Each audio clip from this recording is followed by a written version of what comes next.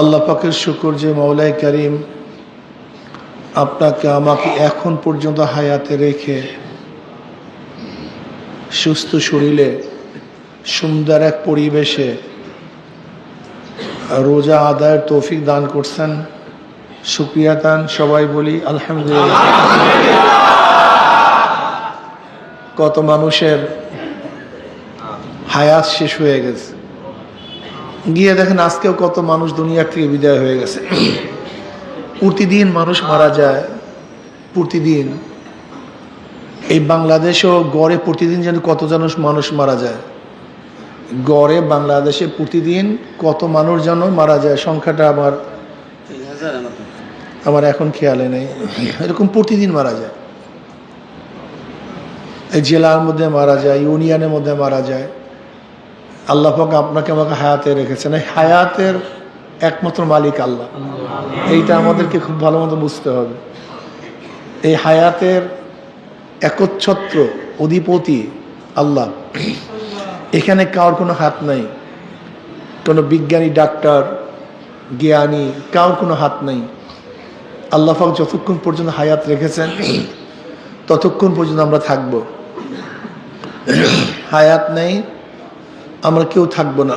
বাকি কাজটা হলো হায়াতকে কিভাবে কাজে লাগাইতেছি, এটা হলো দেখার বিষয়। এটা সবচেয়ে মারাত্মক দেখার বিষয়, হায়াতকে আমরা কিভাবে কাজে লাগাইতেছি। এই হায়াতকে যে যেভাবে কাজে লাগাবে সে ব্যক্তি সেইভাবে দামি হবে। আমি কথাটা বুঝতে পারছি ভাই? এই হায়াতকে যে যেভাবে কাজে লাগান, কেউ বেহুদা গান গুজাব, মদ, আড্ডা, জুয়া, 24টা ঘন্টা তারা গুনার মধ্যে লিপ্ত, এরকম একদল লোক আছে না ভাই? তাদের হায়াতটা আসলে হায়াতটাই বেকার। প্রতিদিন না বাংলাদেশে গড়ে 25-2600 লোক প্রতিদিন বাংলাদেশে মারা যায়।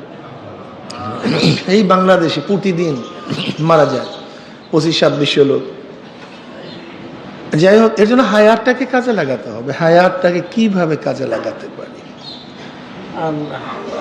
এই হায়াতটাকে যে যেভাবে কাজে লাগাবেন সেই সেভাবে দামি হবেন। যদি আমরা হায়াতটাকে ভালো কাজে লাগাতে পারি আমরা দামি হব, আর হায়াত যদি ভালো কাজে লাগাতে না পারি আমরা ধ্বংস হয়ে যাব। ওয়াল আসর ইন্নাল ইনসানা লাফি খুসর। এর জন্য আল্লাহ পাক রব্বুল আলামিন আসরের কসম খেয়েছেন। আসর সময়ের কসম, কাসসামতুল আসরা। ইমাম শাফি রহমতুল্লাহ আলাইহি ফরমান, সূরা আসর এমন এক সূরা যা নিয়ে গবেষণা করলে এটাই যথেষ্ট। একটা মানুষের জিন্দেগিতে চলার জন্য যাহা কিছুর প্রয়োজন সব সূরা আসরের মধ্যে আছে। সাহাবীদের মধ্যে এমন দুজন সাহাবী ছিলেন যারা একে অপরকে সূরা আসর তেলাওয়াত করে শোনাবার আগ পর্যন্ত পৃথক হতেন না। তারা প্রতিদিন একে অপরকে সূরা আসর শুনাইতেন। সূরা আসর ছোট্ট একটা সূরা, কিন্তু এর মধ্যে একটা মানুষের জিন্দেগি সব কিছু দেয়া আছে। এখানে প্রথমে আল্লাহ পাক আসর সময়ের কসম খেয়েছেন। ওয়াল আসর কাসসামতুল আসরা, আমি সময়ের কসম খেয়ে বলতেছি। কারণটা কি আল্লাহ পাক সময়ের কসম খাইছেন কেন? সময়ের গুরুত্ব বুঝাবার জন্য। আসলে এই বয়ান তো আমি করি, আসলে দেখছি আমার মধ্যে সময়ের গুরুত্ব নেই। সময়কে যে যত মূল্যায়ন করতে পারবে সে তত দামি হবে। সময়ের মূল্যায়ন, সময়ের গুরুত্ব। এর জন্য তাসাউফের ভাষা আছে ওয়াক্তুস সাইফ। তাসাউফের অনেকগুলি ভাষা আছে, এর মধ্যে একটা ভাষা কি ভাই? ওয়াক্তুস সাইফ, সময়ের তরবারি। মানে যেরকম তরবারি যে ব্যক্তি পরিচালনা করে সে যদি তরবারি ব্যবহার করতে পারে তাহলে তরবারি উপকার করে, আর যে ব্যক্তি ব্যবহার করে সে যদি তরবারি ব্যবহার করতে না জানে তাহলে তরবারি তাকেই ক্ষতি করে। কি ভাই ঠিক না? এক ব্যক্তি চাকু চালাতে পারে না, যদি চালাতে পারে তাহলে উপকার করবে, সব কিছু কাটতে পারবে, কিন্তু চাকু যদি চালাতে না জানে সে নিজের হাতে কেটে ফেলবে। তো তো ওয়াক্তুস সাইব এটা তাসাউফের একটা উত্তম পরিভাষা, সময়ের তরবারি। অর্থাৎ একজন সালেক, একজন আবেদ, একজন আল্লাহর রাস্তায় যে চলে, সে সব সময় সময়কে কাজে লাগায়। এখন আমার কোন সময়, আমি এখন কি কাজ করব, এই সময়কে কোন কাজে লাগাবো। সালেক যদি সময়কে কাজে লাগাতে না পারে, সে এই রাস্তার পথিক হতে পারে না। বুঝাতে পারিনি। একজন নাবিকের কাজটা কি? উত্তাল তরঙ্গের মধ্যে, প্রচন্ড ঝড় ঝাপটার মধ্যে সে যদি সময় অনুযায়ী কাজ না করে, আস্তে দেখবেন তার জাহাজ ডুবে যাবে, তার নৌকা ডুবে যাবে। এর জন্য তার প্রতিকূল পরিবেশকে অনুকূল করার জন্য প্রত্যেকটা সময়কে তার কাজে লাগাতে হয়। এক সেকেন্ড এদিকে ওদিকে যদি সে তাকায়, একজন ড্রাইভার যদি এক মুহূর্তের দিকে এদিক ওদিকে তাকায়, তো অবস্থাটা কি হয়? এই একই অবস্থা। তার গাড়ি চলতেছে, এই মুহূর্তে, মুহূর্ত মানে সময় না, মুহূর্ত মানে কি ভাই? এক মুহূর্ত যদি এদিক ওদিকে তাকায়, তাহলে তার গাড়ি অ্যাক্সিডেন্ট করে। তো ঠিক একদম সালেক যে আল্লাহর রাস্তায় চলে, সেও তো ওই সময়কে এই ড্রাইভারের মধ্যে কাজে লাগাতে হবে। ওই ড্রাইভারের মধ্যে সময়কে কাজে না লাগায়, তাহলে তো একই অবস্থা। যেরকম গাড়ি চলার উচিত ছিল রাস্তায়, চলে যাবে খাদে। ঠিক আমরাও যদি সময়কে কাজে লাগাতে না পারি, তাহলে আমাদের যাওয়ার কথা ছিল জান্নাতে, কিন্তু আমরা চলে যাবো জাহান্নামে। এরকম মারাত্মক অবস্থা। আমাদের যাওয়া উচিত ছিল গন্তব্যে, কিন্তু আমরা পড়ে যাওয়া বিশাল খাদের মধ্যে। ঠিক আমাদের গন্তব্য তো জান্নাত, আমরা জান্নাত থেকে আসছি, আমরা সবাই জান্নাতে যাব নাকি ভাই? ঠিক না? কিন্তু সময়কে যদি কাজে লাগাতে না পারি, আমরা অন্যদিকে চলে যাব। এর জন্য তাসাউফের ভাষা ওয়াক্তুস সাইব, সময়ের তরবারি। একজন সালেক সময়কে খুবই গুরুত্ব দেয়। যেমন ধরে নেন রমজান মাস, এই রমজান মাসের ফজিলাত প্রতিটা মুহূর্তে। এখন যদি একজন সালেক এই রমজান মাসের সময়টাকে কাজে লাগাতে না পারে, সে যদি এই সময়টাকে অন্য অন্য মাসের মতোই মনে করে, তাহলে সে ব্যর্থ। সে কি ভাই? তার মানে সে সময়কে কাজে লাগাতে পারেনি। এর জন্য সময়ের তরবারি, সময়কে কাজে লাগান। কখন কোন সময় কি কাজ করবেন, আমার তফকা কি, আমার অবস্থান কি, আমার হালাত কি, ওই সময় একজন সালেক ওই হালাত অনুযায়ী সময়কে কাজে লাগায়। যেমন ধরে নেন, যখন ইবাদতের মজা চলে আসছে, তখন ওই ব্যক্তি ইবাদতের মধ্যে মগ্ন থাকে। কেন? মানুষের মন সবসময় এক থাকে না। মানুষের মন, আপনাকে হাদিসের মধ্যে দেখেন না, হানজালা রাদিয়াল্লাহু তাআলা আনহুর অবস্থাটা কি? হানজালা রাদিয়াল্লাহু তাআলা আনহু জলিল কদর সাহাবী, মুসলিমের মধ্যে রওয়ায়াত আসছে। একদিন দৌড়ে আর বলছে হানজালা মুনাফিক হয়ে গেছে, হানজালা মুনাফিক হয়ে গেছে। আবু বকর সিদ্দিক রাদিয়াল্লাহু তাআলা আনহু তিনি শুনলেন হানজালা বলতেছে হানজালা মুনাফিক হয়ে গেছে। আসলে দেখেন তাদের হালাত, তাদের অবস্থা, তাদের কলবের খেয়াল আর আমাদের খেয়াল কি আজীব। এই জন্য বলছে না, যদি সাহাবারা আমাদেরকে দেখতেন বলতেন এগুলো সব কাফের। আসলেও, আর আমরা যদি তাদেরকে দেখতাম বলতাম সব পাগল। আসলেও ভাই, আজকে মদিনার ইসলাম তো পরাজিতর দিকে। মদিনার ইসলাম কে মানতে চায়? আধুনিক ইসলাম নিয়ে সবাই পাগল।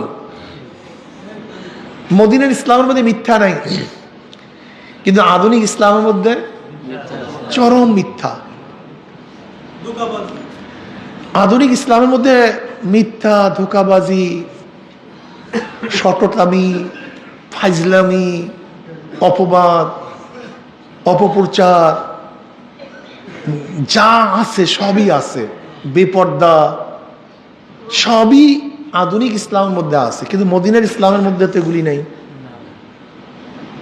এখন মদিনার ইসলাম নিয়ে চলা যা কি কঠিন, হ্যাঁ অনেক কঠিন রে ভাই। যে কঠিনের শেষ নেই, কোনো সীমা নেই, অনেক কঠিন। বর্তমান মদিনার ইসলাম নিয়ে চলা, এই যে কি কঠিন, আল্লাহ আমাদের সবাইকে মাফ করে দেন। মদিনার ইসলাম অনুযায়ী চলার আল্লাহ পাক আমাদের সবাইকে তৌফিক দান করুন। খবরদার ইমানকে মজবুত রাখিয়েন। আধুনিক ইসলামের মধ্যে চোখে পানি নেই, কিন্তু মদিনার ইসলামের মধ্যে চোখে পানি আছে। আধুনিক ইসলামের মধ্যে জিকির আজকার নেই, মদিনার ইসলামের মধ্যে জিকির আজকার আছে। আধুনিক ইসলামের মধ্যে মাওলার প্রেমে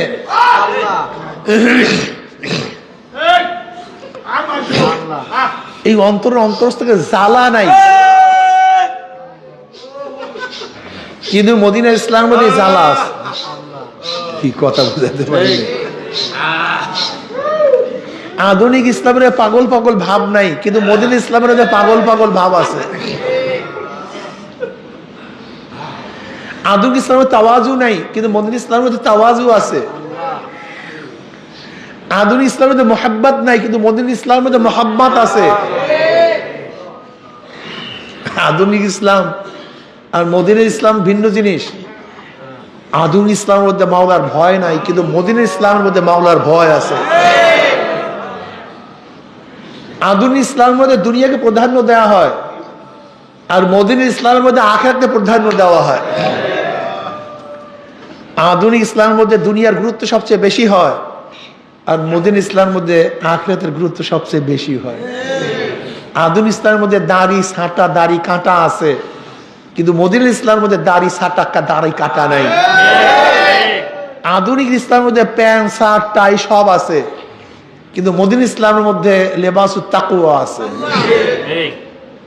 আধুনিক ইসলামের মধ্যে বেপর্দা মহিলাদের ইফতার আছে, মিছিল মিটিং আছে, কিন্তু মদিনার ইসলামের মধ্যে বেপর্দা মহিলাদেরকে মিছিলও নাই, মিটিংও নাই, ইফতারিও নাই।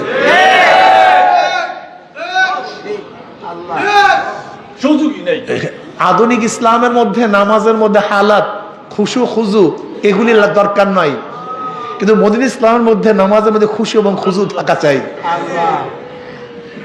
আধুনিক ইসলামের মধ্যে নামাজ হলো ক্ষমতা যাওয়ার পদ্ধতি, পন্থা, পাথেয়, মাধ্যম, এটা মূল না।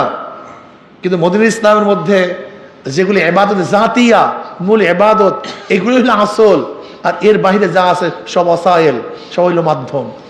কাজে আধুনিক ইসলাম আর মদিনার ইসলামের মধ্যে আসমান জমিন পার্থক্য করে ভাই। কাজেই আধুনিক ইসলামের সাথে যদি মদিনার ইসলাম মিলাতে যান তো খুব কঠিন হয়ে যাবে, অনেক কঠিন হয়ে যাবে। হানজালা রাদিয়াল্লাহু তাআলা আনহু বলেন, হানজালা মুনাফিক হয়ে গেছে। দেখেন নিজেকে কত কিছু মনে করা, নিজেকে মুনাফিক, কাফেরের চেয়েও খারাপ মনে করা, কাফেরের চেয়েও খারাপ মনে করা। চিন্তা করতে পারছেন? আবু বকর রাদিয়াল্লাহু তাআলা বললেন, ভাই হানজালা তুই মুনাফিক হয়ে গেছ কিভাবে? কি বলো তুমি মুনাফিক হয়ে গেছো? হ্যাঁ তুমি কি বলতেছো মুনাফিক হয়ে গেছো? বলে হ্যাঁ ভাই আমি মুনাফিক হয়ে গেছি। কিভাবে? জনাবে মুহাম্মদ রাসূলুল্লাহ সাল্লাল্লাহু আলাইহি ওয়াসাল্লামের দরবারে তার মজলিসে যখন থাকি, নবী আলাইহিস সালাতু ওয়াস সালাম জান্নাত এবং জাহান্নামের যখন বয়ান করেন, মনে হয় জান্নাত দেখতেছি, জাহান্নামে পড়ে গেছি, জাহান্নাম আমার সামনে। কিন্তু নবী আলাইহিস সালাতু ওয়াস সালামের থেকে যখন বাহিরে চলে আসি, সে হালাত তো থাকে না, সেই অবস্থান তো থাকে না। কাজে নবী আলাইহিস সালাতু ওয়াস সালামের উপস্থিতিতে এক অবস্থা, তার বাহিরে ভিন্ন অবস্থা। এইটাই তো মুনাফিকি। চিন্তা করছেন কত সূক্ষ্ম, কত তীক্ষ্ণ, সময়ের কত মারাত্মক তীক্ষ্ণ নজর। ওই সময় এই অবস্থা, এই সময় এই অবস্থা। কি বুঝলেন? এরকম চিন্তা ভাবনা আমাদের মধ্যে আছে। ওই সময় কি অবস্থা ছিল, এই সময় কি অবস্থা ছিল। এই চরমনে মুজাহিদরা, আপনি কি একদিনে খেয়াল করে দেখছেন চরমনা যখন প্রথম মুজাহিদ হয়েছিলেন তখন আপনার কলমের হালাত কি ছিল, এখন কলমের হালাত কি? আমি তো দেখছি আমি একেবারেই গুমরা, এবং গুমরার চরমে চলে গেছে। প্রথম যখন শায়েখ রহমতুল্লাহর কাছে বয়াত হয়েছি তখন হালাত সুবহানাল্লাহ, যে মাজুব অবস্থা ছিল, এখন তো তার কিচ্ছু নেই, বরং পুরো উল্টা হয়ে গেছে, পুরা উল্টা হয়ে গেছে। এই যে সময়, এইগুলি নিয়ে যদি আমি আপনি গবেষণা না করি যে আমার আগে কি অবস্থা ছিল, এখন কি অবস্থা, আগে আমি এই কাজটা করতে পারতাম, এখন এই কাজটা করতে পারি না কেন, আগে আমি ইবাদত এইভাবে করতাম, এখন ইবাদত করতে পারি না কেন। এইটাই তো একজন সালেকের কাজ। একজন সালেকের কাজটা কি, এখানে আসছেন কেন? দেখেন, এই বয়ান কিন্তু আসলে মাকসাদ না। তরবিয়াতের মূল মাকসাদ হলো নিজেকে গঠন করা, নিজেকে গঠন করা, নিজেকে ফারেক করা। মুসা আলাইহিস সালাতু ওয়াস সালামের সাথে আল্লাহ পাক কথা কখন বলছেন? আল্লাহ পাক বলছেন তুমি 30টা রোজা রাখো। কয়টা রোজা রাখো? এই 30টা রোজার মধ্যে তিনি রাত দিন কখনোই তিনি ইফতার করতেন না, রাত্রে ইফতার করতেন না, দিনেও তিনি ইফতার করতেন না। অথচ খিজির আলাইহিস সালাতু ওয়াস সালামের সাথে যখন সফর করছিলেন, আধা বেলা যেতে না যেতে বলছে খাদ্য দাও, আর এখানে 30 দিন রাত্রে ইফতার নেই, দিনেও ইফতার নেই। একটা প্রশ্ন আছে কি নেই? ওই জায়গায় আধা বেলা যেতে না যেতেই খাদ্য চেয়েছেন।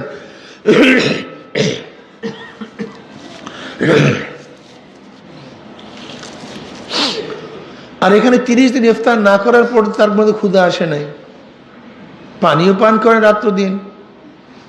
এখানে আল্লাহর এশকে মোহাব্বতে সবকিছু ভুলাইয়া দিচ্ছে। কার সাথে কথা বলতে যাবেন? আল্লাহর সাথে। এর জন্য দুনিয়ার কোনো খেয়াল নেই, কোনো হুঁশ নেই। অর্থাৎ যখন সে আল্লাহর প্রেমে, আল্লাহর সাথে কথা বলার জন্য আধ্যাত্মিক লাইনে, আখিরাতের লাইনে চলছিলেন, তখন দুনিয়ার ক্ষুধা এবং পিপাসা তাকে আচ্ছাদন করতে পারেনি, তাকে ধরতে পারেনি, গ্রাস করতে পারেনি। কিন্তু ওখানে তো ছিল দুনিয়ার সম্পর্কে জানা। আচ্ছা, এখানে আহলে এলেম কি আছে? আল্লাহ বলছেন তোমার সাথে আহলে এলেম আছে, কথাটা বুঝাতে পারিনি। ওখানে ছিল ভিন্ন এক অনুসন্ধান, দুনিয়ার অনুসন্ধান, দুনিয়া সম্পর্কে জানা। আর এখানে তুর পাহাড়ে যাওয়া ছিল একমাত্র মাওলার সাথে কথা বলা। এই জন্য আত্মহারা হয়ে গেছেন। কি হয়ে গেছেন? আত্মহারা। 30 রাত্রের মধ্যে খানা নাই, পিনাও নেই। 30 দিন পরে ইফতার করছেন, মেসওয়াক করছেন। আল্লাহ পাক আরো 10 দিন বাড়াইয়া মোট 40 দিন। আরো কয়দিন বাড়াইয়া গেছেন? আরো 10 দিন, মোট 40 দিন। এই 40 দিন তিনি তার কাফেলা বনি ইসরাইল থেকে হারুন আলাইহিস সালাতু ওয়াস সালামের দায়িত্ব দিয়ে তিনি চলে গেছেন তুর পাহাড়ের মধ্যে। এই যে একা একা থাকা, আলোক করা নিজেকে, এগুলি দরকার। এই গোসানিসিন এখতিয়ার করা। তা আমরা ঘরের থেকে ফারেক হয়েছি মাওলাকে পাওয়ার জন্য, এই ঘরের থেকে আসছি মাওলাকে চেনার জন্য।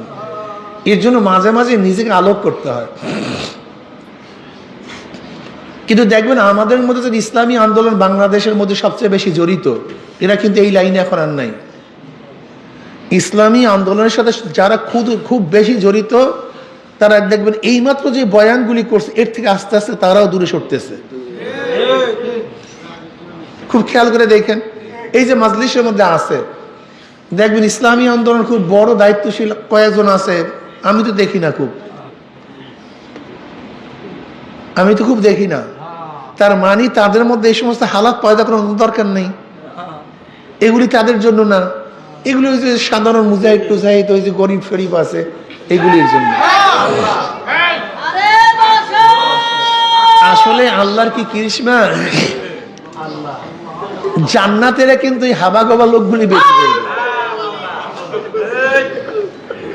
এই হাবা গোবা বেশি চালাক চুলাক কিন্তু জান্নাতে কম যাবে। ওই ওয়াইস করিম রহমতুল্লাহ কথা বললাম না, মাজুব পথ। কি পথ? এই মাজুব পথ, দেওয়ানা ভাব, এটাই হলো তারাক্কি বেশি। কলব সাফ করেন।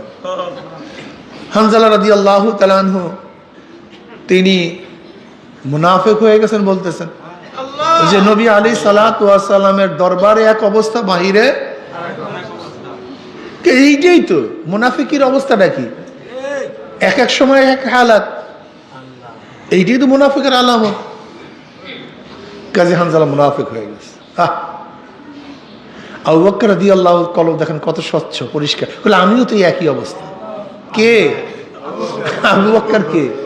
গোটা নবীদের পরে যার প্রথম একেবারে 1 নম্বরের স্থান মর্যাদা, গোটা নবীদের পরে মর্যাদার দিকে 1 নম্বরে। সে বলছে হানজালা আমার অবস্থা তো এক। এর দ্বারা আমরা কি বুঝলাম? এক সালেক আর এক সালেকে হালাত বয়ান করা। যদি এক সালেক আর এক সালেকের কাছে হালাত বয়ান না করে, সালেক যদি শায়েখের কাছে হালাত বয়ান না করে, তাহলে অবস্থা বুঝতে পারে না। এই জন্য আপুসের মধ্যে নিজেদের মধ্যে মাঝে মাঝে নিজেকে নিয়ে আলোচনা করা। আমরা তো খালি আলোচনা করি দুনিয়ার ব্যাপারে। আশেক এখন সালেকের কাজ হলো, ভাই কি অবস্থা, কি তোমার কি হালাত, কি ভাই অবস্থা তো খুব খারাপ, ভাই এ তো পারতেছি না। এই যে নিজেদের মধ্যে আপুসের মধ্যে মোজাকারার মাধ্যমে নিজেদের মধ্যে কি হবে? উৎসাহ পয়দা হবে, আমলি উৎসাহ পয়দা হবে। এই যে আমাদের মধ্যে করা উচিত, একজনকে আর একজনকে ভুল ধরায় দেওয়া উচিত। ভাই তুমি এই কাজটা করতেছো কেন? কিন্তু আমরা করি শত্রুতা বশবর্তী হয়ে। এই শত্রুতা উদ্ধার করার জন্য, মানুষকে খারাপ প্রচার করার জন্য। আসলে উচিত কি, এক ভাই তো আর এক ভাইয়ের দোষকে গোপন করা। এটা হলো মোমেনের খাসলাত, মোমেনের চরিত্র। কিন্তু আমরা কি করি? আমরা আমার মোমেন ভাইয়ের খারাপ বদ আখলাক গুলি সবাইকে ছড়িয়ে দিই। এটা উদ্দেশ্য না। হাদিসের মধ্যে আসছে, বুখারীর মধ্যে রওয়ায়াত আসছে, যে এই ব্যক্তি দুনিয়ার মধ্যে তার মোমেন ভাইয়ের, মুসলমান ভাইয়ের দোষ ত্রুটি গোপন করবে, আল্লাহ পাক রব্বুল আলামিন কিয়ামতের ময়দানে তার সমস্ত গুনাহগুলি গোপন করে দিবে। তার দোষ ত্রুটিকে আল্লাহ পাক গোপন করে দেবে। আল্লাহ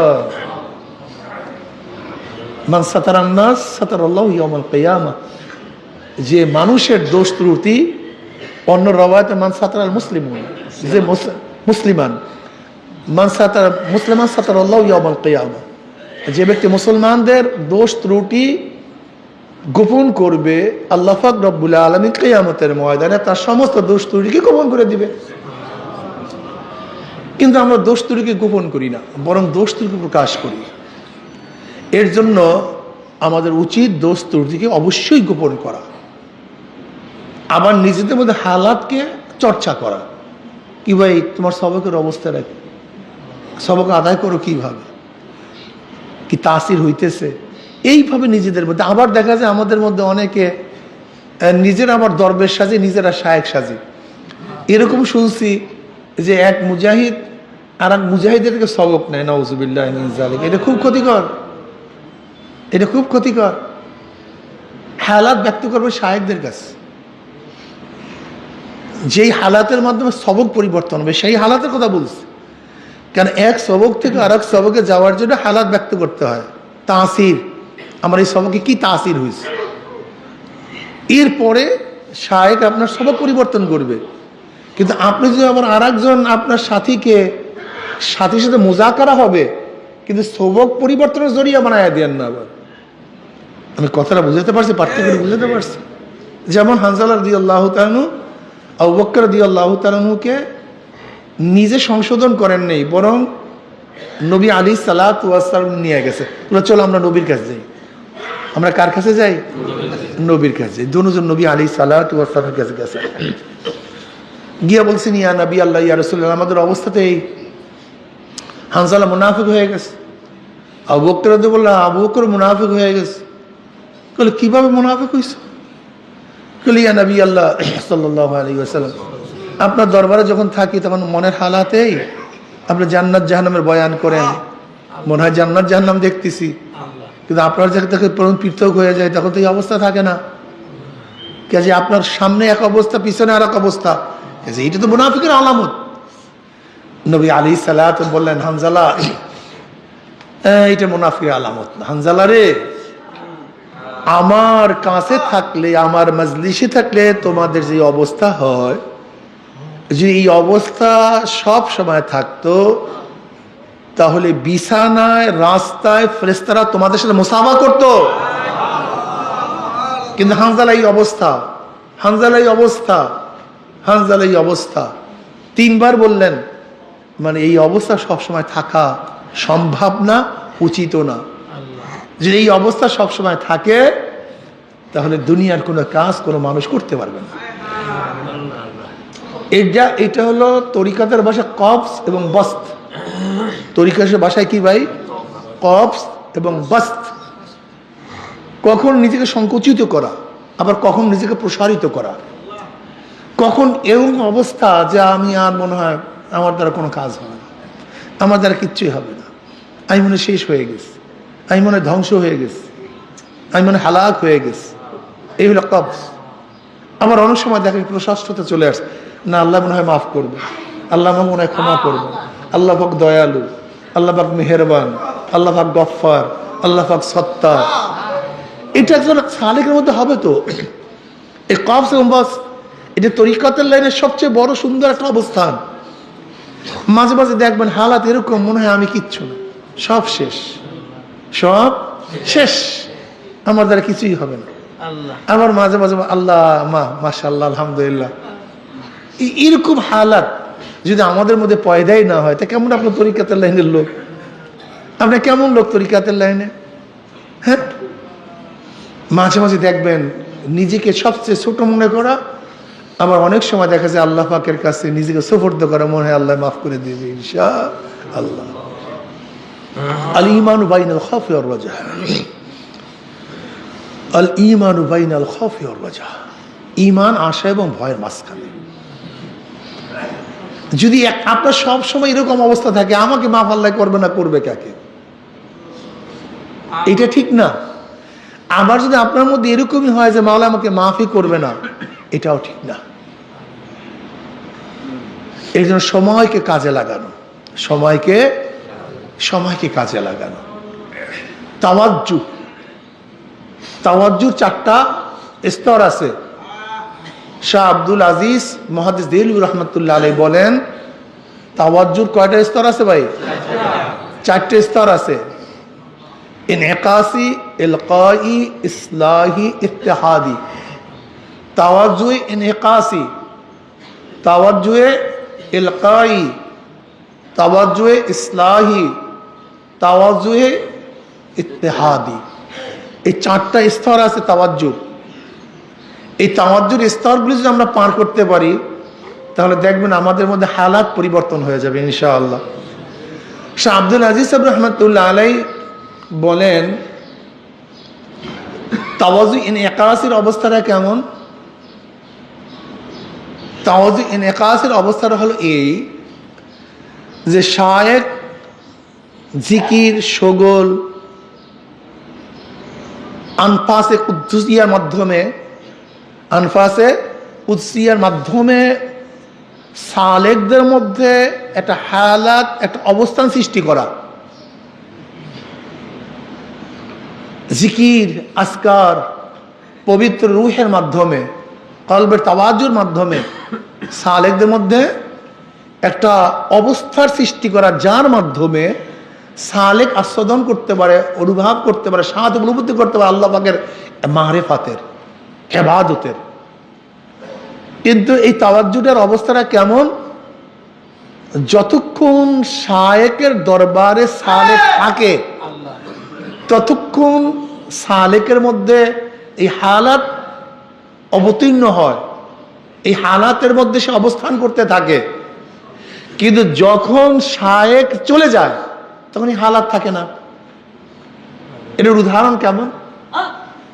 যেমন সুন্দর আতর, দামি আতর লাগিয়ে যদি আপনি মাজলিসে আসেন, তখন সবাই মুহুর্মুহুর ঘ্রাণে আকৃষ্ট হয়ে যাবে, সুন্দর ঘ্রাণ। কিন্তু এই ঘ্রাণ কতক্ষণ থাকবে? যতক্ষণ পর্যন্ত আতরওয়ালা মাজলিসে থাকবে। কিন্তু আতরওয়ালা যখন চলে যাবে, আবার ঘ্রাণ চলে যাবে। এটা নিসবাতের তাওয়াজ্জু একেবারে প্রথম স্তর। এটা ফায়দার থেকে খালি না, এটা ফায়দার থেকে খালি না। এটার উদাহরণ, যখন আমরা জিকিরে বসি, ভালো মতো জিকির আজকার করি, তখন কলবের হালাত কেমন হয়? কি কথাটা বুঝাতে পারি না? যখন আমরা নসিহাতের মধ্যে থাকি, তখন কলবের অবস্থাটা কেমন হয়? তখন দেখা যায় যে কলবের হালাত পরিবর্তন হয়ে যায়। কিন্তু এই হালাতটা কিন্তু যখন আবার জিকির আজকাল থেকে দূরে চলে যায়, ওয়াজ নসিহাত বন্ধ হয়ে যায়, মাহফিল থেকে চলে যায়, তখন কিন্তু হালাতটা থাকে না। এটা এনে একাশি, এটা তাওয়াজ্জুয়ে এনে একাশি। অর্থাৎ সায়েক যতক্ষণ পর্যন্ত সালেকের মজলিসে থাকে ততক্ষণ তার কলবের হালাতের মধ্যে একটা পরিবর্তন আসে, যে পরিবর্তনের মাধ্যমে সে আচ্ছাদন করতে পারে, মজা অনুভব করতে পারে কিসের? আল্লাহর মারিফাতের, ইবাদতের, মুহাব্বতের। কিন্তু যখন মাজলিস শেষ হয়ে যায় তখন এই অবস্থান থাকে না। এইটা একেবারে নিসবতের প্রথম স্তর। দ্বিতীয় স্তর হচ্ছে নিসবত ইলকাই, তাওয়াজ্জু ইলকাই। এইটা কেমন? এইটা ধরে নেন এক ব্যক্তি আগের থেকে সুন্দর মতো বাতির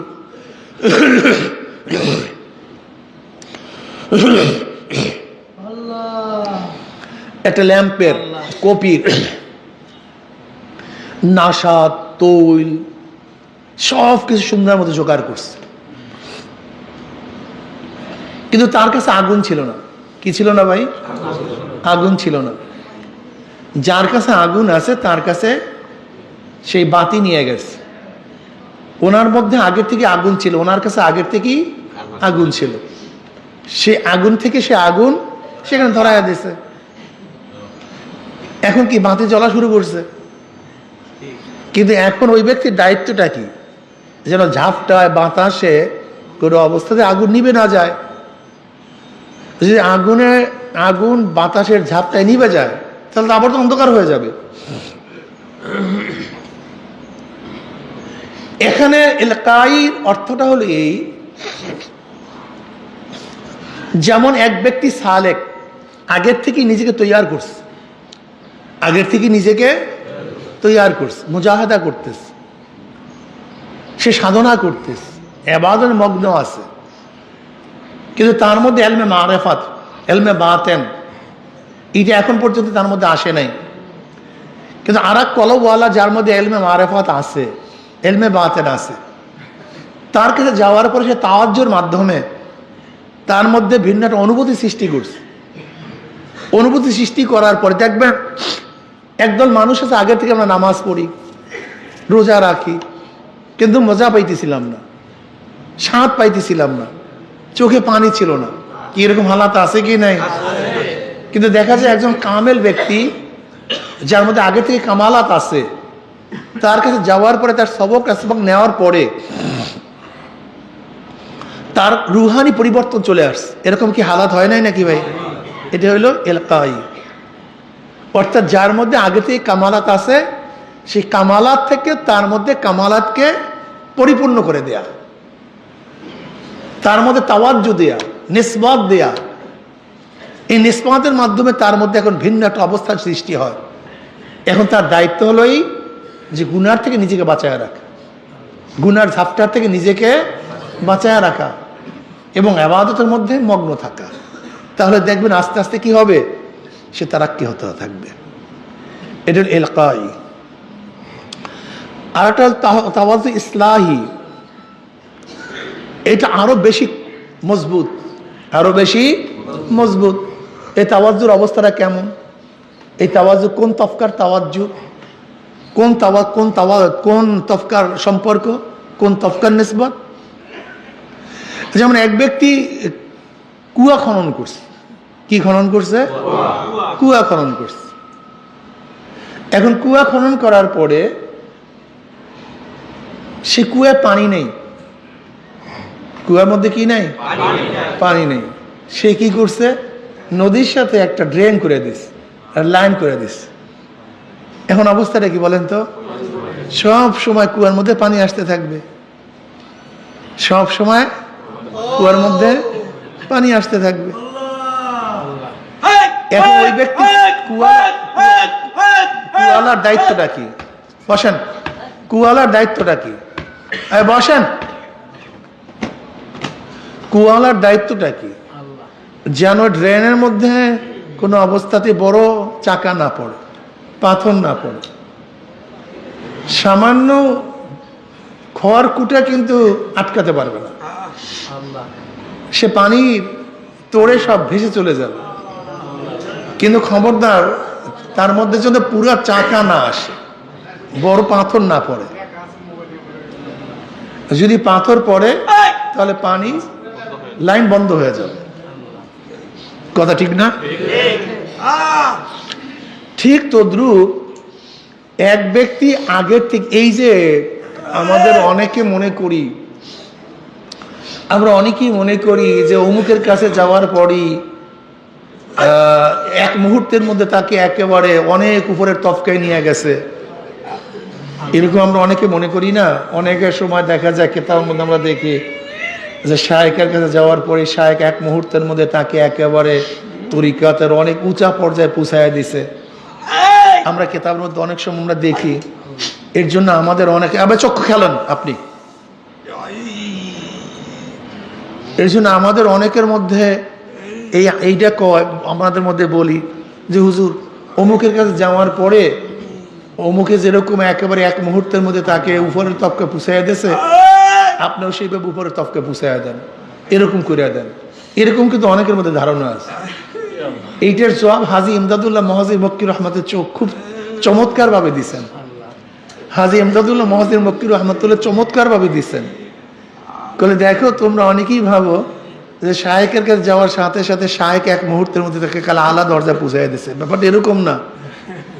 ব্যাপারটা হলো এরকম, ওই ব্যক্তির মধ্যে আগের থেকে যোগ্যতা ছিল, আগের মধ্যেই সে জিকির, আসকার, মুরাকাবা, মুশাহাদা তো আগের থেকেই করতেছিল, ইবাদতে তো মগ্ন ছিল, কিন্তু কোনো এক জায়গায় সংযুক্ত ছিল না, কোনো এক জায়গায় সংযোগ ছিল না। সে তাঁর সব কিছু আগের থেকে জোগাড় করে রাখছে, কিন্তু যে ব্যক্তি সংযুক্ত করতে পারে সে একটু খালি জোড়া দিয়ে দিচ্ছে, সাথে সাথে বাতি জ্বলছে। কি কথাটা বুঝাতে পারিনি? কিন্তু আমাদের অনেকের মধ্যে ধারণা হুজুর এক চাপে একেবারে সবকিছু করে, এইটা না। আসলে কেউ কাউকে চাপ দিয়ে কিছু করতে পারে না। অর্থাৎ যতটুকু ত্রুটি আছে, এটা আমি সামনে বলবো, একটু পরে বলতেছি। যেমন নবী আলাইহিস সালাতু ওয়াস সালামকে জিবরাইল আলাইহিস সালাতু ওয়াস সালাম ফাহাজানি ফাগাত্তানি ফারসালানি, তিনি ধরছেন, জোরে চাপ মারছেন, হাতা হাত্তা বালাগা মিন্নিল জুহুদু, এমনকি জমনের কষ্ট পড়ছে তার মধ্যে। এখানে জিবরিল আলাইহিস সালাতু ওয়াস সালাম তার মধ্যে নতুন কিছু সৃষ্টি করেন নেই, কোনো যোগ্যতা সৃষ্টি করেন নেই, বরং নবী আলাইহিস সালাতু ওয়াস সালামের মধ্যে যোগ্যতা ছিল, প্রকাশ করেছেন। নবী আলাইহিস সালাতু ওয়াস সালামের মধ্যে যোগ্যতা ছিল, সেটা শুধু প্রকাশ করছেন। উদাহরণ কেমন? এক ব্যক্তি আগের থেকে সুন্দর, অনেক ভালো চেহারা, কিন্তু কোনোদিন সে আয়না দেখেনি। তার চেহারা অনেক সুন্দর, অনেক আকর্ষণীয়, কিন্তু কোনোদিন আয়না দেখেনি। হঠাৎ সে আয়না দেখছে, আল্লাহ আমি এত সুন্দর। আচ্ছা বলেন তো, আয়না কি তার চেহারার সৌন্দর্য বর্ধিত করছে না প্রকাশ করছে? সে তো আগের থেকেই সুন্দর। এখানে আয়নার কাজ হলো প্রকাশ করা, আয়নার কাজ তার মধ্যে সৌন্দর্য বর্ধিত করে না। আয়নার কাজটা কি ভাই? নাকি বর্ধিত করা। ঠিক তদ্রূপ অনেক সময় দেখা যায় তার মধ্যে যোগ্যতা আছে, প্রকাশ হয়নি। শায়েকের কাছে যাওয়ার পরে সে প্রকাশ করে। কি কথা ঠিক না? শায়েকের কাছে যাওয়ার পরে কি হয়ে যায় ভাই? এটা প্রকাশ হয়ে যায়। তাই ঠিক তদ্রূপ একজনে আগের থেকে মুজাহাদা করে, মুশাহাদা করে, সে মোরাকাবা করে, সাধনা করে, কিন্তু তার মধ্যে একটু জয়েন্ট না থাকার কারণে, সামনে যেমন ধরে নেন একটা অঙ্কওয়ালা সবসময় অঙ্ক করতেছে, করতে করতে করতে করতে একেবারে ঘটনা মেলি না কেন, একের শেষ পর্যন্ত অঙ্কটা করছে কে? ছাত্র। চেষ্টা করছে কি? কিন্তু মিলাইতে, কিন্তু যার মধ্যে জ্ঞান আছে সেগুলো এই এরকম এক সেকেন্ডের মধ্যে মিলাই দিচ্ছে, বাস এতটুকু। তার মানে এই নয় যে প্রথম থেকেই একেবারে সে একেবারে সব করে ফেলে, তা না। ওই তার মধ্যে যতটুকু ত্রুটি আছে ত্রুটিকে বাস দূর করছে, অঙ্ক মিলে গেছে। আমি কথাটা বুঝাতে পারি। এক ব্যক্তি দরজা খোলার জন্য আগেই সাধনা করতেছে, কিন্তু একটু পদ্ধতি তার জানা ছিল না। যে ব্যক্তির পদ্ধতি জানা ছিল সে বলছে ভাই এইভাবে না এইভাবে শেষ, সে ওটা বুঝাতে পারছি। এই জন্য আপনারা ভাবিয়েন না যে হুজুর আপনারা চাপ দিয়ে সব উঠে দেন। এতক্ষণ কথা বলার উদ্দেশ্য হলো সাধনা আপনাকে করতে হবে, প্রত্যেকে সাধনা করতে হবে। সাধকের কাজ হলো সাধনা করা। যেখানে একটু ত্রুটি থাকবে এই একটুই করে দাও। আরে ভাই বসেন।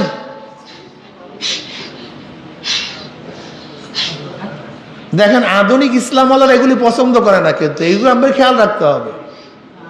আধুনিক ইসলামওয়ালারা কিন্তু এগুলি পছন্দ করে না। আধুনিক ইসলামগুলো এগুলি নিয়ে কিন্তু তারা মানে একটু ট্রোল করে, টিটকারি করে। অথচ সাহাবাদের মধ্যে হালাত ছিল, বুখারীর মধ্যে রওয়ায়াত আসছে। দেখ ভাই আপনারা এই দেখেন আধুনিক ইসলামের মধ্যে তো চলতে হবে, মধ্যে চলতে হবে, গ্রহণ করা যাবে না মধ্যে। চুপ করেন। আধুনিক ইসলামের অবস্থা খুবই খারাপ। বর্তমান জমানায় আধুনিক ইসলাম মানুষ গ্রহণ করতেছে, আর আধুনিক ইসলাম গ্রহণ করা মানে কিয়ামতের আলামত। আগেই বলছি একদিন সবই ধ্বংস হয়ে যাবে। আসমা বিনতে আবু বকর রাদিয়াল্লাহু আনহুমার থেকে রওয়ায়াত আসছে, নবী আলী ভাই মাইক একটু কমায় দাও হালকা, এতটুকু তো বুঝতে হয় যে কোন কোন করে। আসমা বিনতে আবু বকর রাদিয়াল্লাহু আনহুমার থেকে রওয়ায়াত আসছে যে নবী আলাইহিস সালাতু ওয়াস সালাম দাঁড়ালেন, তিনি কবরের বয়ান করা শুরু করলেন। কিসের বয়ান ভাই? দাজ্জাল মুসলিমুনা দাজ্জাতান, দাজ্জাল মুসলিমুনা দাজ্জাতান, দুয়াত জিম, দাজ্জাল মুসলিমুনা দাজ্জাতান। বুখারীর মধ্যে রওয়ায়াত আছে। সাহাবাদের মধ্যে এমন হালাত, এরকম হায়বাত, এরকম চিল্লাচিল্লি শুরু হয়ে গেছে। নাসাইর রওয়ায়াতের মধ্যে আসছে, রাবি বলেন যে চিল্লাচিল্লির কারণে নবী আলাইহিস সালাতু ওয়াস সালাম যে বয়ান করতেছিলেন সেই বয়ান শুনতে পাইতেছিলাম না। কিসের কারণে? চিল্লাচিল্লির কারণে, কান্নাকারির কারণে। বুখারীর মধ্যে রওয়ায়াত দাজ্জাল মুসলিমুনা দাজ্জাতান, এই শব্দই আসছে। নাসাইরে ব্যাখ্যা দিছে যে এমন চিল্লাচিল্লি, এমন কান্নাকাটি, এমন হায়বাত মজলিসের মধ্যে জনাব মুহাম্মদ রাসূলুল্লাহ সাল্লাল্লাহু আলাইহি ওয়াসাল্লাম যে বয়ান করতেছিলেন, সাহাবাদের মুসলমানদের চিল্লাচিল্লির কারণে সে বয়ান নসিহত শুনতে পাইতেছিলাম না। যখন মুসলমানদের হায়াবাত চলে গেছে, বয়ান বন্ধ হয়ে গেছে, মজলিস সুস্থ হয়ে গেছে, আমি কাছের একজনকে প্রশ্ন করলাম, ভাই নবী আলাইহিস সালাত পড়বেন না সাল্লাল্লাহু আলাইহি ওয়াসাল্লাম? এমন কি বয়ান করলেন যে বয়ানের কারণে মুসলমানদের মধ্যে মজলিসের মধ্যে এই অবস্থা? তখন ওই কাছের ব্যক্তি বললেন, নবী আলাইহিস সালাতু ওয়াস সালাম বয়ান করছেন অচিরি কবরের মধ্যে দাজ্জালের ফিতনার মধ্যে ফিতনার সম্মুখীন হতে হবে। ব্যাস বয়ানটু কি? অচিরি কবরের মধ্যে দাজ্জালের ফিতনার মধ্যে কি হতে হবে? ফিতনার সম্মুখীন হতে হবে, শুধু এই বয়ান। এর মধ্যে সাহাবাদের মধ্যে চিল্লা চিল্লি, কান্না কাটি, হায়বাত শুরু হয়ে গেছে। আধুনিক ইসলামের মধ্যে এটা হাস্যরস্যের ব্যাপার। আধুনিক ইসলামের মধ্যে কি ভাই দেখো কি করে, এটা হাস্যরস্যের ব্যাপার। এটা টোলের সুন্দর একটা পদ্ধতি, কিন্তু এইটাই হলো আধুনিক ইসলাম না, এটা হলো মদিনার ইসলাম। মদিনার ইসলামের মধ্যে বয়ানের সময় চিল্লাচিল্লি ছিল, কান্নাকাটি ছিল। আর আধুনিক ইসলামের মধ্যে বয়ানের মধ্যে কান্নাকাটি থাকে না, হাসি, কক কক কক কক করে হাসতে থাকে। আধুনিক ইসলামের বয়ানও ভিন্ন, আধুনিক ইসলামের বক্তাও ভিন্ন। মদিনার ইসলামের বক্তারা মিথ্যা কথা বলে না বয়ানের মধ্যে। আধুনিক ইসলামের বক্তারা মিথ্যা না বললে তাদের বয়ান ঠিক থাকে না। আধুনিক ইসলামের বক্তারা তারা সাহাবী তারা সাহাবিয়া, তারা নবী রসুল, তারা আল্লাহর ওলি, এদের উদাহরণ দেন কারা? মদিনার ইসলামের বক্তারা। আধুনিক ইসলামের বক্তারা কিসের উদাহরণ দেন? নায়ক নায়িকা, খেলা, টুর্নামেন্ট, ইনিংস। কথাটা বুঝাতে পারিনি।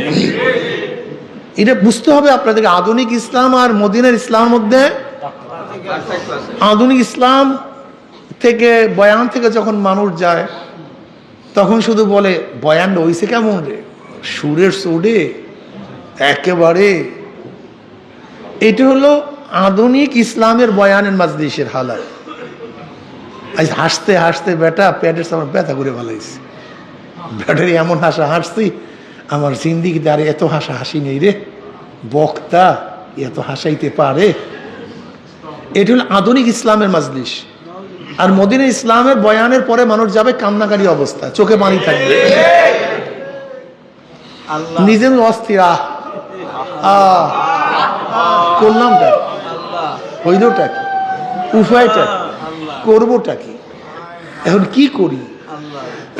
মদিনা ইসলাম থেকে যখন মানুষ বের হবে, কলবের মধ্যে শুধু কাঁপাকাঁপি শুরু হবে, কলবের মধ্যে ভাঙ্গে চুরমার হয়ে যাবে। কি ভাই আমার কথা তো মিলতেছে না নাকি ভাই? মিলে বর্তমান সাথে ভাই অনেক কঠিন মশালা আছি তো।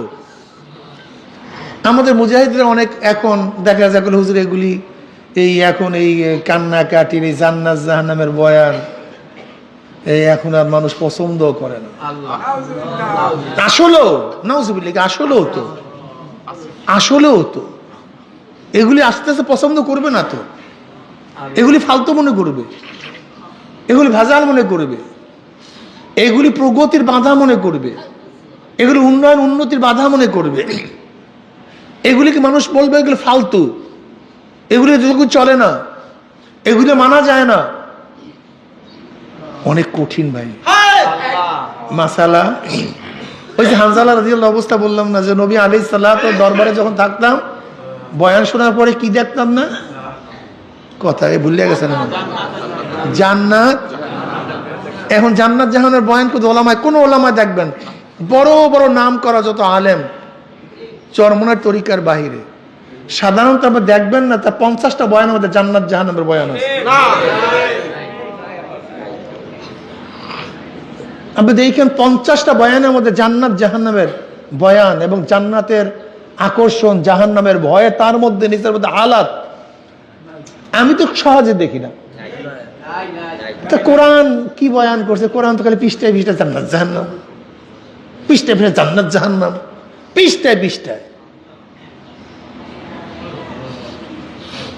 বুঝি না কিছু, আমরা কি বুঝলাম বুঝি না।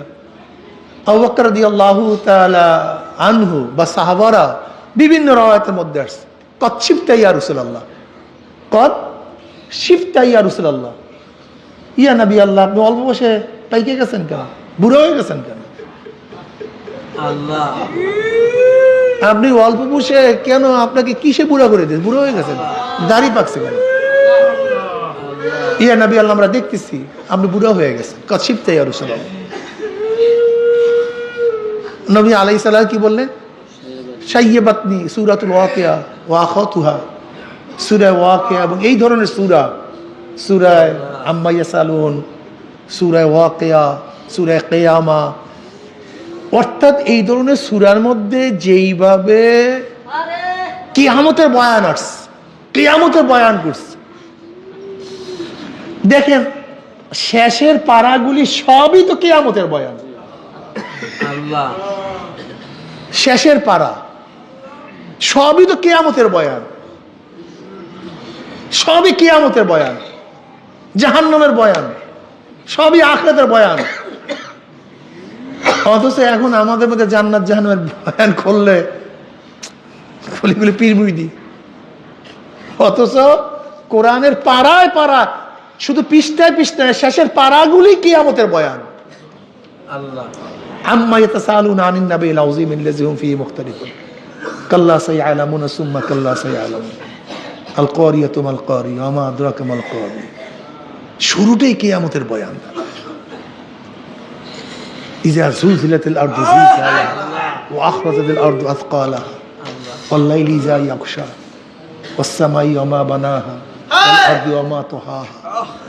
মানে ব্যাপারটা হয়েছে এখন আমাদের মধ্যে এই জান্নাত জাহান্নামের বয়ান, এই কিয়ামতের মানজার, রাত্র ধ্বংস হয়ে যাওয়া, দিন ধ্বংস হয়ে যাওয়া, আসমান ধ্বংস হয়ে যাওয়া, পাহাড় পর্বত উড়ে যাওয়া, এই সমস্ত বয়ান এখন আর আমাদের কাছে ভালো লাগে না, মনেও চায় না, কিন্তু এলমি বয়ান না। এর জন্য এখন আমাদের অবস্থা আধুনিক ইসলামের দিকে আমরা সবাই আস্তে আস্তে আমরা ঝুঁকে পড়তেছি ভাই। আধুনিক ইসলামের দিকে, আধুনিক ইসলামের দিকে আমরা আস্তে, এই মিয়া, আধুনিক ইসলাম আস্তে আস্তে কি হবে? গালেব হবে। আর মদিনা ইসলাম আস্তে আস্তে কি হবে? মাগলুব হবে। এরকম করতে করতে দেখবেন একদিনে যাই। দেখেন সৌদি আরবের অবস্থা নাকি, সৌদি আরবের জেলে যখন আমি ছিলাম,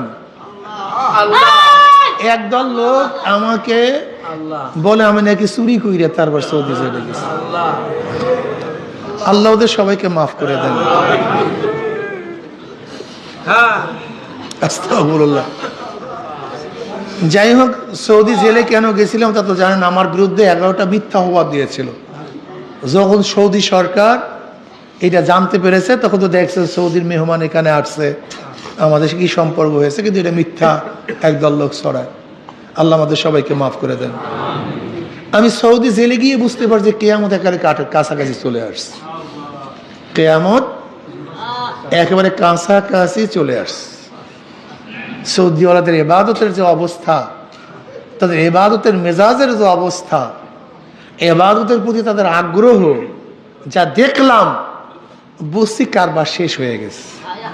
ওরা প্রথম কি করছে? সুন্নাতের উপর আকর্ষণ উঠাইয়া দিচ্ছে, এই মহাব্বতের উপর আকর্ষণ উঠাইয়া দিচ্ছে। জান্নাত জাহান্নামের বয়ান থেকে মানুষকে দূরে সরাইছে। মুত্তাকি আলেমদেরকে সব অ্যারেস্ট করে ফেলছে, ওদের 5টা গোলামদেরকে আলেম হিসাবে নিযুক্ত করছে। এরকম করতে আস্তে আস্তে মহাব্বত থেকে দূরে করছে। মহাব্বত আস্তে আস্তে, অর্থাৎ ইবাদতটাকে একটা আধুনিকতা বানায় ফেলাইছে। আধুনিকতা যখন দেখছে ইবাদত তাদের আধুনিকতা, এর মধ্যে কোনো আকর্ষণ তাদের মধ্যে নাই, তখন এই বুঝি কারবার শেষ। কেন মানুষ ধর্ম পালন করে মহাব্বত আবেগে। যেই ধর্মের পেছনে আবেগ মহাব্বত থাকে না, ওটা ধর্ম কোনোদিন কেউ পালন করতে পারে না, কেউ পারবে না কোনোদিন না। এটা যে ধর্মই হোক না কেন, ধর্ম পালনের পেছনে আবেগ থাকতে হবে, মহাব্বত থাকতে হবে। এই আবেগ এবং মহাব্বত যেই ধর্মের পেছনে থাকবে না, সে ধর্ম দুনিয়ার কেউ কোনোদিন পালন করবে না। এই জন্য ওদের মূল টার্গেট হলো প্রথম মহাব্বত এবং আবেগের উপরে কি করা? হস্তক্ষেপ করা। প্রথম গোটা সৌদির মধ্যে দেখবেন ওদের মধ্যে আবেগও নাই, সেই মহাব্বতও নেই। কেউর মধ্যে নাই তা না, কারোর মধ্যে নাই তা না। সংখ্যা আস্তে আস্তে, এই যে দেখেন এখন সৌদির মধ্যে যা করতেছে সৌদি সরকার, আপনি বিশ্বাস করতে পারবেন না। আমরা যখন প্রথম গেছি সৌদিতে 2006-এ, এরপরে যে গেলাম, এই মাত্র 2006-এর পরে যা গিয়ে দেখলাম, এতেই তো আমি নিজেই পাগল হয়ে গেছি। যে দেখা গেলে বুঝতেই পারবেন না সৌদিতে আসছেন। মদিনার মধ্যে এখন অহরহ বেপর্দা মহিলারা, অহরহ। আস্তে আস্তে আস্তে আস্তে আস্তে আস্তে আস্তে আস্তে আস্তে একদিনে তো সবকিছু ধ্বংস হয় না ভাই। ইসলাম কি এই পর্যন্ত একদিনে আসছে? বিদায় কি একদিনে হবে? আস্তে আস্তে আবেগের জায়গা, মোহাব্বতের জায়গা থেকে আমাদেরকে এখন এই দুনিয়ার ইসলামকে দুনিয়ার সাথে একটা জড়াইয়া ফেলাইতেছে। এই দুনিয়ার সাথে যদি ইসলামকে জড়াইয়া ফেলাই, তখন ইসলাম আর থাকবে না। কেন? মানুষের মধ্যে দুনিয়ার আকর্ষণ অনেক বেশি, কোটি গুণ বেশি। যেমন আমার কথাই তো বলি, আমার মধ্যে সবচেয়ে বেশি, আমার মধ্যে গুণ আর স্প্রিয়া সবচেয়ে বেশি। এর থেকে ফিরা খুব কঠিন না সহজ? আরো যদি এর মধ্যে এমনি নাসুন্নাপুরি আরো পাইছি ঢোলের বাড়ি, অবস্থাটা কি হয়? অবস্থাটা কি হয়? এর জন্য অবস্থা খুব খারাপ, অবস্থা খুবই কঠিন। এই জন্য আমি এই বর্তমান যারা আছেন মদিনা ইসলামে যারা থাকতে চান সবসময় খেয়াল করুন, সাহাবাদের ইতিহাস পড়বেন, সাহাবাদের ইতিহাস, আল্লাহর ওলিদের ইতিহাস পড়বেন, আল্লাহর ওলিদের ইতিহাস পড়বেন। এটা হলো বাস্তব। সাহাবাদের ঘটনা পড়বেন, এটা হলো বাস্তব। নবীর ইতিহাস পড়বেন, এদের জীবনী পড়বেন, তাই দেখবেন আস্তে আস্তে ইনশাআল্লাহ আমরা দিনের দিকে আস্তে ধাবিত হব। আর সবচেয়ে বড় কথা হলো সব সময় খেয়াল রাখবেন যে আমার অবস্থাটা কি, নিজের দিকে খেয়াল রাখবেন। মান আরাফা নাফসাহু ফাকাদ আরাফা রাব্বাহ। আমার হালাত কি, আমার অবস্থাটা কি।